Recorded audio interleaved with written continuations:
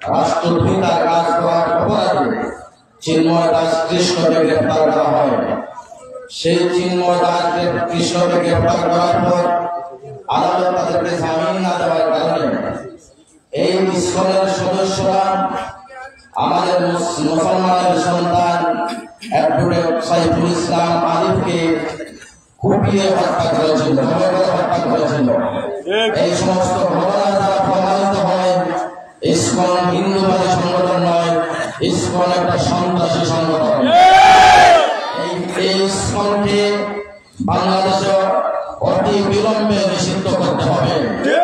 শুধু তাই নয়, এই ইসকন বাংলাদেশে শুধু নিষিদ্ধ নয়, ইসকন সৌদি আরবে নিষিদ্ধ, ইসকন ইরানে নিষিদ্ধ, ইসকন মালয়েশিয়ায় নিষিদ্ধ, ইসকন সিঙ্গাপুরে নিষিদ্ধ। শুধু সিঙ্গাপুরে নয়, পৃথিবীর বৃহত্তম রাষ্ট্র চীনে ইসকন নিষিদ্ধ। তাই বাংলাদেশের সকল ধরনের মানুষ ইসকনকে বাংলাদেশে নিষিদ্ধ করার দাবি জানাচ্ছে।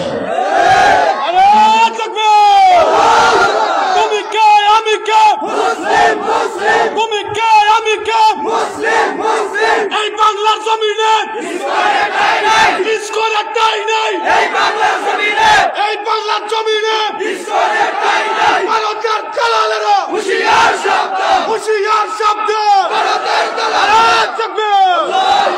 মনে রাখতে হবে, সময় এসে গেছে সংসদে ইসলাম নিয়ে যাওয়ার।